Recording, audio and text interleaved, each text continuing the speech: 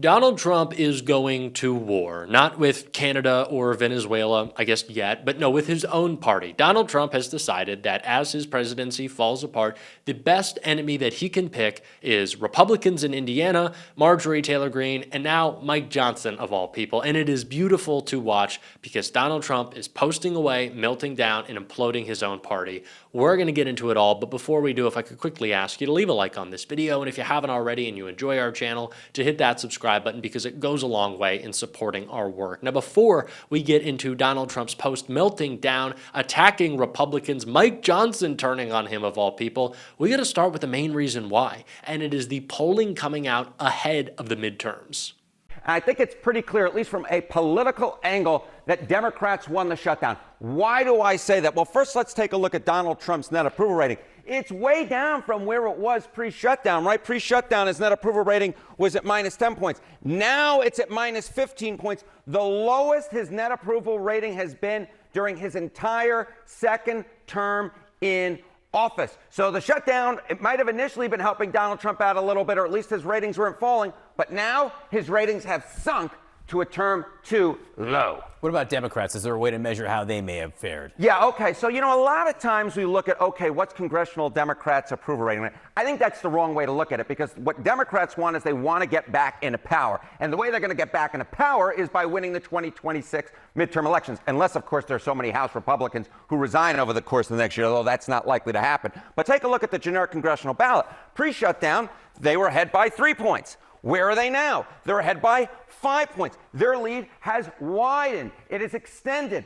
When you look at those who are absolutely certain to vote, that is likely voters. We saw that in the Marquette University Law School poll last week. This 5-point lead went to 9 points. So the Democrats... It is important to realize why this polling, more so than in 2018 or 2020, is so deeply damaging to MAGA. The first reason is because MAGA now understands, following the Epstein files vote, that not every Republican voter will fully be in line with Donald Trump all the time. So they don't have to worry about a primary anymore as much as they do the general election. The second reason is pretty obvious. Donald Trump, hopefully sooner rather than later, won't be around forever. And so they're looking towards the future, and it is incredibly grim, which is why so many Republicans, knowing that they are historically unpopular, are not going forward with another historically unpopular action, gerrymandering their states for Donald Trump to try to save him some seats. Pete Buttigieg announced that just recently about Indiana Republicans. Hey, it's Pete. I want to share some exciting news that we just got out of Indiana. For months now, Donald Trump and J.D. Vance have been aggressively and personally involved in pushing the Indiana Assembly to gerrymander the state so that the congressional map there is 9-0, meaning you would know the outcome of all 9 congressional elections there before anyone even bothers to vote. But here's the thing. We have just learned that they don't have the votes. This is in a very conservative state with a Republican supermajority in each chamber. So why would a double supermajority GOP assembly say no to Donald Trump? A couple of reasons. One, obviously, they know that this is wrong. It's wrong to just cut voters out of the process of electing their leaders. But the other reason has to do with what we did together to create pressure, rallying, posting, speaking out, doing everything we could to draw attention to this so that they couldn't just quietly get away with it. This is showing us that the image of a wall of inevitability that Trump is constantly trying to create is actually fake. If even Republican elected officials are saying no to him, it proves that he's not as powerful as he wants us to think. Now, we've got to remember that every time we breach that image of inevitability, that success can lead to the next one. So we have got to keep it up. We have been following this saga for a while, and it is the perfect example of the collective action that worked for Republicans when it came to voting for the release of the Epstein files. Donald Trump wants you to believe that the Epstein files will be released, although Pam Bondi will slow walk it, Trump will slow walk it, Kash Patel, if he still has a job, will slow walk it. But he wants you to think that vote happened because he told MAGA it should. It did not. That vote happened because he couldn't tell MAGA not to.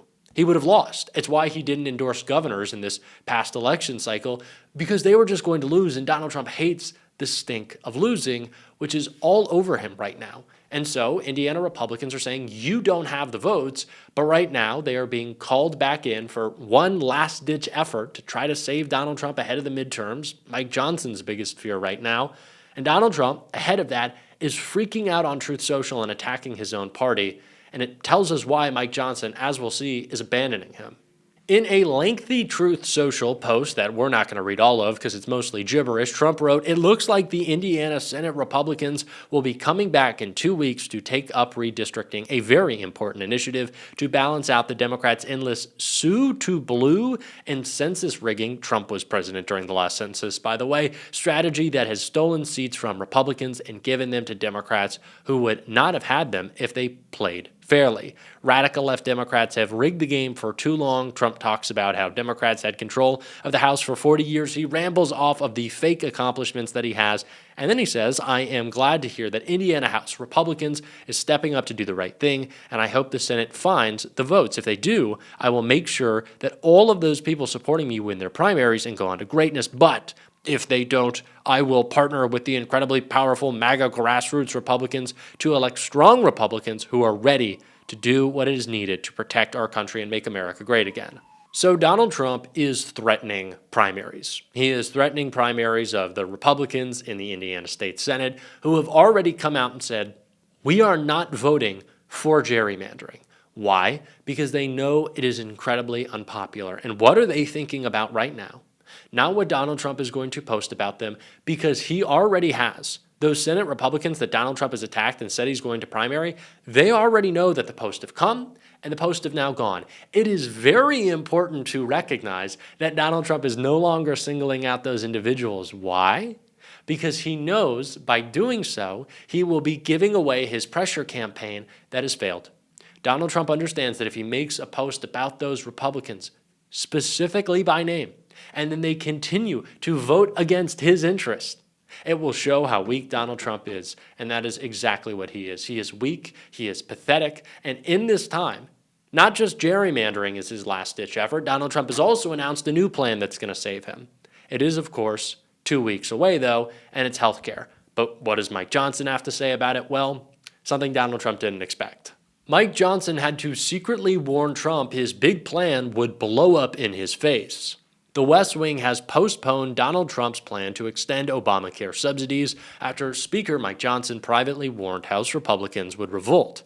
Johnson told Trump's aides in a call that the votes weren't there for a 2-year patch to enhance tax credits for the Affordable Care Act, also known as Obamacare, which more than 20 million rely on and is expiring December 31st.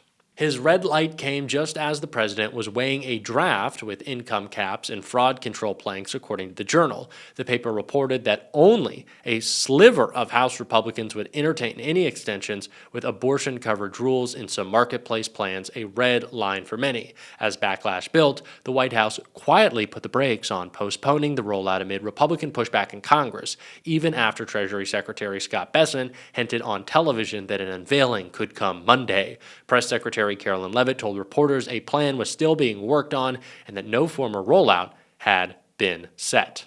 So the health care plan is still, I'll wait for you to say it.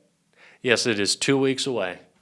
2 weeks away from being rolled out, and then 2 weeks away until they finalize it, and then 2 weeks away until they think about passing it, and 2 weeks away until they pass it, and then 2 weeks and 2 weeks and 2 weeks. I think you get the point. We've been here for, well, how long have we been doing this? I think at least 2 weeks. So yeah, things aren't going well for Donald Trump, and Mike Johnson recognizes that. He's recognized from the beginning that he gets his power, his authority, and his calls from Donald Trump. But what does Donald Trump have anymore? Nothing. He has no control over MAGA. His biggest supporter in Congress just resigned. And so Mike Johnson knows, reading some of those polls, what his members should be worried about is the general, not Donald Trump. But that's not going to play out well, because the ending of these Obamacare subsidies, it's going to be a huge, huge political issue for Republicans. So what is Mike Johnson worried about? Well, to me, it's very clear. More resignations that have already been reported on. More resignations are coming. More Republicans want to leave. Mike Johnson isn't worried about losing the midterms all the way in November 2026. He's worried about losing the House in the year 2026. 2 resignations. That's how bad it's gotten for Republicans. And if that doesn't put a smile on your face, I don't know what can. Because Democrats now have the opportunity to drive the dagger in further, and they're doing it. Jasmine Crockett certainly is, calling out one of the biggest issues for this Trump administration in a clip right here. Thank you so much to the ranking member and again to the mayor for calling this. But let me be clear. Donald Trump is running the most openly racist immigration regime in modern American history. I've said it once and I'll say it again. Donald Trump's mass deportation system makes me think of what a modern day slave patrol would look like. Slave patrols were armed groups empowered by the government to control, intimidate, and terrorize people solely based on color. That's what's happening now. Donald Trump is sending mass agents without warrants into communities of color to terrorize the people who live there. And the reason that I want to make sure that I draw out this link, because we heard Maxine say that black and brown is coming together. I want to be clear about this. This should not just be the immigrant community. This should be all of us united, because we know united we stand, divided we fall. And unfortunately, this last election, we allowed ourselves to be divided. Now, Ms. Velez, it's my understanding that you were detained by federal agents while you were on your way to work. Is that correct? Did any of these agents present you with a warrant? No. An explanation? No. Did they do anything other than illegally detain and arrest you? Yeah. Did they even identify themselves? No, they did not. Okay. Donald Trump has created an environment where these agents believe they are above the law. And one of the things that the ranking member just said was that there's a level of dehumanization. It is in that dehumanization, whether we are talking about the language they use to describe human beings, or whether we talk about the fact that they don't feel as if certain people are entitled to their constitutional rights. That is why Ms. Velez, unfortunately, was denied her constitutional rights, which we know she was supposed to enjoy in, just like those in our immigrant community. But this isn't just that this is the most openly racist immigration regime in modern day history. It is also the most violent and deadly immigration regime in decades. More people have died this year in ISIS custody than in any year since the early 2000s, and the year is not over. Now is the time to put our foot on the gas, more so than ever. We're going to be on the show. If you want to support that, as always, you can hit that subscribe button, leave a like on this video. If you stuck around to the end, drop a blue heart in the comments. Keep on fighting, y'all. Don't let them silence you. You can also go follow me on Instagram, by the way, at JD Cocchiarella.